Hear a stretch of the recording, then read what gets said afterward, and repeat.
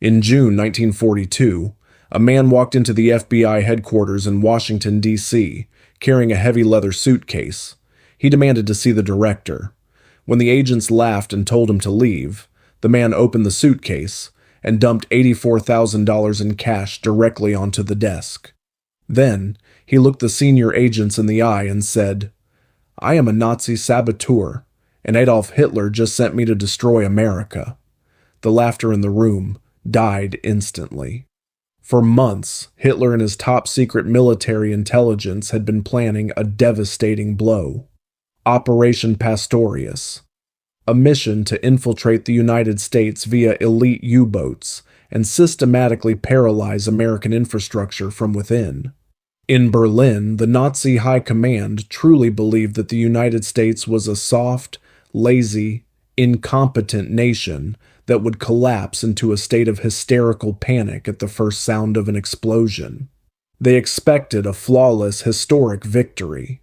They were wrong, dead wrong, because Hitler's elite undercover spies were about to turn his master plan into the most embarrassing, pathetic, and deeply humiliating circus in the entire history of modern espionage. To understand the sheer magnitude of the disaster that was about to unfold, we have to look behind the curtain of the Nazi propaganda machine. We have to look at who these men actually were. The Abwehr, Hitler's military intelligence, didn't choose these 8 men because they were ideological fanatics or cold-blooded SS killers. They chose them for one simple, practical reason. They had all lived in the United States before the war. They spoke perfect English. They knew how to order a coffee in a diner, how to buy a train ticket, and how to blend into the bustling crowds of Manhattan without raising an eyebrow. The leader of the first group was Georg John Dasch, a smooth-talking, highly ambitious man who had previously worked as a waiter in New York and San Francisco. He knew the American psychology better than his German handlers ever could. For weeks, inside a heavily guarded, isolated medieval castle near Berlin, the Abwehr attempted to turn these ordinary men into ghosts. They were given a brutal, intensive course in sabotage. They learned how to handle industrial explosives, how to construct time bombs disguised as blocks of coal, how to use invisible ink, and how to forge American driver's licenses with terrifying precision. To guarantee their success, the Third Reich handed them a weapon more powerful than any Panzer or machine gun, a massive fortune in cash. Nearly $175,000 in crisp, authentic American bills. In 1942, this was an astronomical sum. Millions in today's money. But before the submarine even left the port, the toxic poison of Prussian arrogance began to rot the mission from the inside out. The Germans so deeply despised American intelligence that their operational security was almost comical. They treated the entire operation like a game. Days before deployment, one of the saboteurs, Heinrich Heinck, got completely drunk in a crowded Berlin tavern. In a loud, slurred voice, he openly bragged to the patrons that he was a secret agent, on his way to America to pull off a historic sabotage mission. Worse, the Abwehr handlers committed a mistake that would make any modern intelligence officer physically sick. They allowed the spies to carry complete, unencrypted lists of their American Nazi sympathizer contacts, written on ordinary pieces of paper, tucked loosely into their pockets. They didn't bother with codes. They didn't bother with security protocols. Why should they? In their minds, the Americans were too stupid to ever catch them. With that fatal delusion, the U-boat submerged, carrying 8 arrogant men straight into a trap of their own making. Midnight, June 13th, 1942. The fog over the beaches of Amagansett, Long Island is so thick you can barely see your own hand. The Atlantic surf is roaring, crashing heavily against the shore. A small inflatable rubber boat cuts through the waves. Inside are Georg Dasch and his 3 operatives. They are wearing full, immaculate German Navy uniforms. Why? Because under the strict international rules of war, If they were captured in uniform, they would be treated as prisoners of war. If they were caught in civilian clothes, they would be hanged as spies. It was a calculated act of cowardice. They wanted to destroy America, but they wanted a legal safety net if things went wrong. The boat hits the wet sand. The men scramble ashore, dragged down by heavy canvas bags filled with detonators, TNT, and coal bombs. They frantically begin digging a shallow trench in the sand to hide their lethal cargo. Suddenly, a bright, piercing beam of light cuts through the fog. The German spies freeze. Their hearts drop into their boots. Out of the darkness steps a lone figure. It isn't a heavily armed army platoon. It isn't a group of FBI agents with submachine guns. It is John Cullen, a 21-year-old unarmed American Coast Guard patrolman. He is carrying nothing but a flashlight and a signaling flare. The elite saboteurs of the Third Reich. Panic.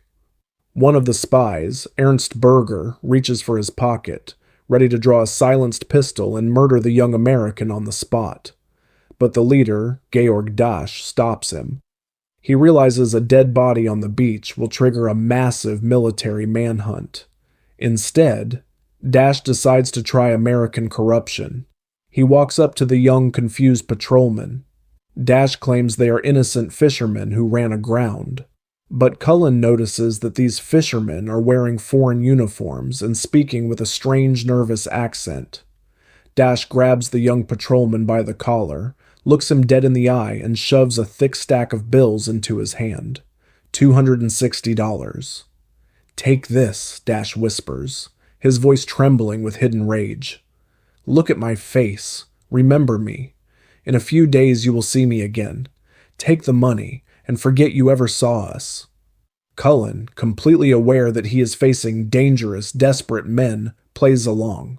He takes the cash, nods slowly, and backs away into the thick fog. The moment he is out of sight, Cullen doesn't go home. He drops the flashlight and sprints through the dark sand, tearing his lungs out, heading straight for the nearest Coast Guard station.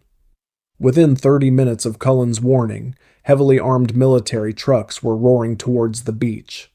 But the Germans were already gone. They had sprinted to the nearby train station, boarded the morning commuter train to Jamaica, Queens, and melted into the massive human sea of New York City. By the time the second group of 4 German saboteurs successfully landed on the beaches of Jacksonville, Florida, a few days later, the entire eastern seaboard of the United States was in a state of silent, high-alert panic. The Coast Guard had dug up the buried boxes of TNT on Long Island. They found German cigarettes, German uniforms, and highly sophisticated fuses. The director of the FBI, J. Edgar Hoover, was furious. A foreign enemy had breached the borders of the United States during wartime, and they were currently hiding somewhere in the American infrastructure. But while the FBI was launching the largest, most frantic manhunt in its history, the German spies were busy falling apart. Once inside the luxury hotel rooms of Manhattan, the reality of the situation hit them like a freight train. They weren't in a war-torn, starving Europe anymore. They were in a country where the lights were bright, the stores were overflowing with food, and the people were completely unified. The leader, Georg Dasch, cracked. He looked at the bustling streets of New York, and he realized a terrifying truth. Germany had already lost the war. The industrial power of this nation was too massive to be broken by a few boxes of TNT. If he went through with the mission, he would only succeed in murdering innocent civilians and guaranteeing his own execution. Dasch decided to commit the ultimate act of treason against Adolf Hitler. He decided to turn himself in. But he didn't just want to surrender, he wanted to be a hero. He didn't tell his men. He told Ernst Berger, his second in command, who turned out to secretly hate the Nazi regime just as much. Together, they agreed to blow the whistle. Dasch picked up that heavy leather suitcase containing over $84,000 of the Führer's money, boarded a train to Washington, D.C., and walked right through the front doors of the Department of Justice. When he finally convinced the FBI that he wasn't a lunatic by dumping that mountain of cash onto Assistant Director Ladd's desk, The American trap snapped shut with ice-cold efficiency. For the next 7 days, Georg Dasch sat in a secret interrogation room talking for hours. He didn't hold back a single detail. He gave the FBI the names of every single operative, their favorite bars, their hotel room numbers, and the unencrypted lists of Nazi sympathizers across the country. One by one, the remaining 7 saboteurs were picked up in their hotel rooms, bars, and clothing stores. They were captured without a single shot being fired. They were found living like tourists, eating steaks, buying expensive suits, and completely wasting the money the Reich had given them. They thought they had weeks to prepare. They didn't realize their own leader had sold them out before they could even prime a single bomb. J. Edgar Hoover saw a massive opportunity for a public relations victory. He released a triumphant statement to the American press, announcing that the brilliant, flawless work of the FBI had neutralized a dangerous Nazi threat. Hoover completely hid the fact that the leader of the spies had literally walked into their office and dumped the victory on their desk. The American public celebrated, while in Berlin, a dark, terrifying storm was brewing. President Franklin D. Roosevelt knew that ordinary civilian courts were too slow and too public for a case this severe. He wanted to send a brutal, unmistakable message to Germany. Roosevelt invoked a rare military precedent and ordered a secret military tribunal. The 7-man commission met behind locked doors, away from the eyes of the press and the public. The verdict was a foregone conclusion. On August 8, 1942, just 2 months after stepping off that U-boat, 6 of the German saboteurs were led into the execution chamber at the District of Columbia jail. They were strapped into the electric chair, one by one. The switch was thrown. The power of the American electrical grid, the very grid they had come to destroy, was used to erase them from existence. Only Georg Dasch and Ernst Berger were spared, their sentences commuted to long prison terms because of their cooperation. After the war, they would be quietly deported back to a ruined, broken Germany. When the official, highly classified intelligence reports finally reached Hitler's desk, the walls of the bunker literally shook with his rage. The Führer was utterly humiliated. He had spent millions of marks, wasted 2 invaluable Atlantic U-boats, and sacrificed some of his most highly trained intelligence assets. And for what? For his elite spies to get drunk in bars, surrender to an unarmed 21-year-old kid on a beach, and then literally hand a suitcase full of German gold directly to the head of the FBI. Hitler's deeply ingrained belief in the absolute superiority of the Aryan warrior had been completely shattered by a waiter from New York. He screamed at his military advisors, calling the Abwehr a collection of incompetent fools. He openly stated that the American system, far from being soft and lazy, was a terrifyingly efficient, ruthless machine that had crushed his ambitions in a matter of days. Operation Pastorius remains one of the most hidden, intense chapters of World War II. It proved to the world that the ultimate weapon in total war wasn't just firepower, but the psychological stability of the men carrying the weapons. When the German saboteurs looked into the mirror of American reality, their loyalty to the swastika dissolved into pure, unadulterated fear. What do you think of this shocking hidden piece of history? Did Georg Dasch commit an act of cowardice by betraying his country? Or was he a silent hero who prevented a bloody catastrophe on American soil? Let us know your thoughts in the comments below. We read every single one. If you want to discover more hidden, intense, and dark stories from World War II that the standard history textbooks left in the shadows, make sure to hit that subscribe button right now and turn on notifications. This is World War II Void, and we will see you in the next episode.